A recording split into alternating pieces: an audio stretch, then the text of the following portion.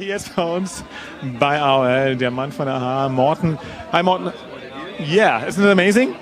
Yeah, we call it Goldelse. That's like the victory column here in Berlin. But let's talk about the show. You did quite a nice show. How was it in front of 300,000? It was live. I lost all hearing, so I couldn't hear what I was doing. It's sometimes nice when you sing to actually hear what you're doing, but this is live, and you kind of expect things to happen like that. So it was great. We loved it. It was good. You want to play more, you know. I really appreciate just being part of this. I do.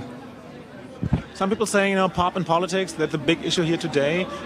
Being part of it, pushing politicians to do things. What do you think will come out of it? Today's event? I think it's important regardless of the outcome. It's important because there are a lot of people have responded to it and want to do something in order to see a factual change.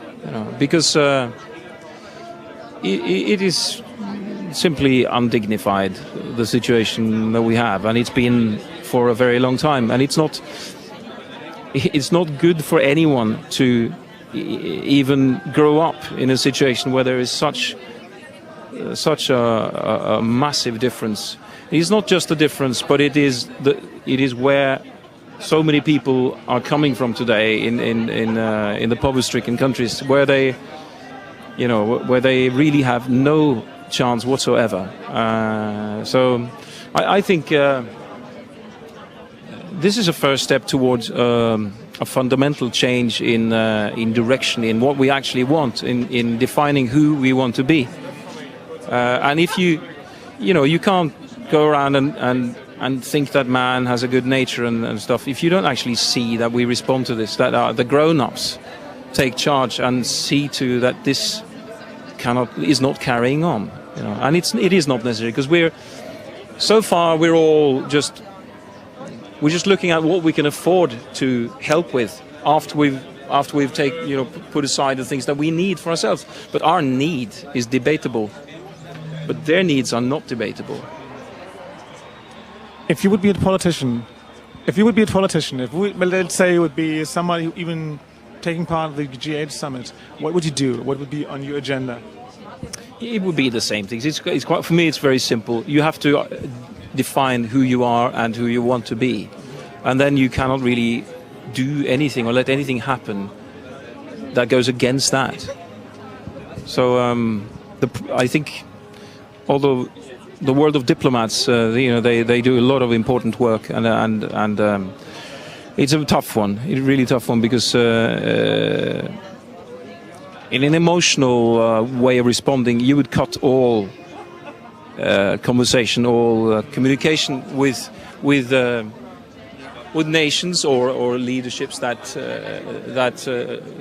carry out that live in total breach of human dignity, and that is not the way either. So I don't know that I sit on a solution now, but I think what is very important is to know what we don't want, what we do not accept, what we cannot accept, and that's why a very simple thing for me is that basic human dignity must mean for all people, and that has to come first. Basic human dignity must come first. After that, when we've seen to that, we can start to divide things. Listening to you, it sounds to me like you spend a lot of time thinking about political issues. What politicized you? What was the first event? What moved you? What made you think? What made you tick different? That things need to change. Can you remember that? When you were, 12, 13, 14, whatever? Was it a song? Was it an event? Or was it? I don't know. I don't know one in particular, other than later in life when I was grown up. There will have been many earlier on.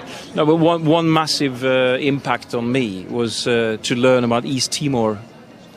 In '93, I was contacted by a human rights activist, Maureen Davis, and she'd basically stopped everything else and started working to change their situation.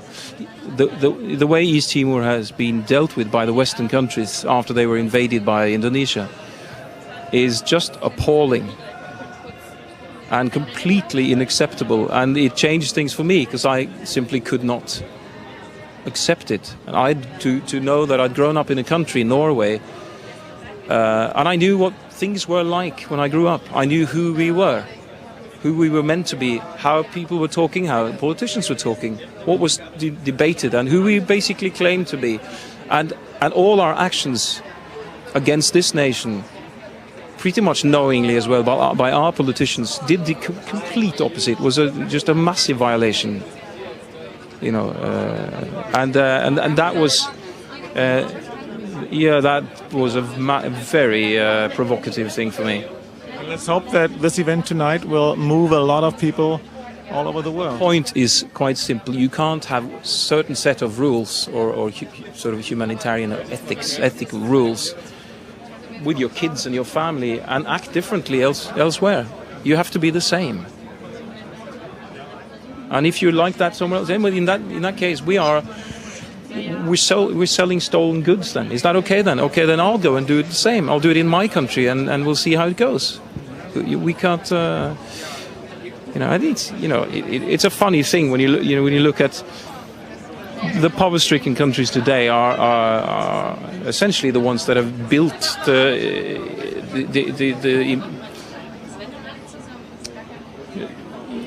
the Western countries, the Western world. It was the injections that started the wealth of the Western world, and then we've lent them money. They don't owe us anything. So the whole thing is. Well, let's hope that something good comes out of the J8 Summit. Thank you very much. So. Thank you very much. Thank you all very much.